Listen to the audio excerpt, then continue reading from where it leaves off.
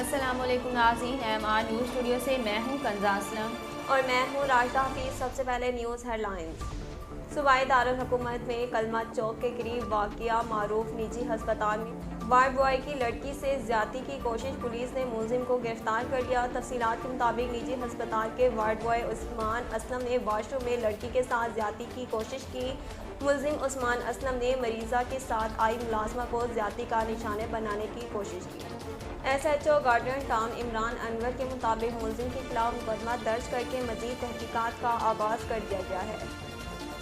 Federal investigation agency نے اراضی پر قبضے کے خلاف کارروائی کرتے ہوئے 3.25 ارب کی اراضی واگزار کرا لی۔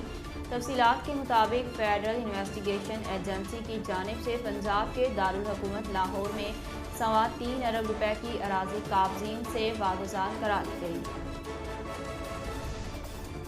FIA کا کہنا ہے کہ 27 کنال اراضی کی قیمت تقریباً 2 ارب 70 کروڑ روپے ہے۔ FIA حکام نے مال روڈ دیال سنگھ مینشن پر 2 5 مرلے کی دکانیں بھی واگزار کرا لیں، جن کی مالیت تقریباً 6 کروڑ 50 لاکھ روپے بنتی ہے۔ بھارت کے شہر ناگپور سے ایئر ایمبولینس کراچی پہنچ گئی۔ ایویشن ذرائع کے مطابق red star aviation air ambulance طیارے نے رات 12:06 پر کراچی ایئرپورٹ پر لینڈنگ کی۔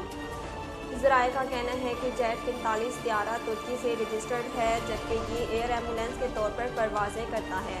ذرائع کے مطابق یہ ایئر ایمبولینس طیارہ رات 9:30 بجے بینکاک سے ناگپور پہنچا، جہاں 1 گھنٹے قیام کے بعد طیارے نے رات 10:30 پر کراچی کے لیے اڑان بھری۔ ذرائع کا کہنا ہے کہ کراچی میں ایئر ایمبولینس کی ری فیولنگ ہو رہی ہے، جس کے بعد طیارہ رات کچھ دیر میں تہران کے لیے روانہ ہوگا۔ محکمہ موسمیات کا کہنا ہے کہ مغربی ہواؤں کا سلسلہ کراچی سے نکل گیا، جس سے شہر میں مزید بارش کا امکان کم ہو گیا۔ محکمہ موسمیات کے مطابق آئندہ 24 گھنٹوں کے دوران مطلع صاف اور کبھی جزوی ابر آلود رہنے کا امکان ہے، جبکہ شہر کا کم سے کم درجہ حرارت 13.3 ڈگری سینٹی گریڈ ریکارڈ کیا گیا۔ محکمہ موسمیات کا کہنا ہے کہ شہر میں شمال مشرق سے چلنے والی ہواؤں کی رفتار 11 کلومیٹر فی گھنٹہ ہے، جبکہ ہوا میں نمی کا تناسب 89% ہے۔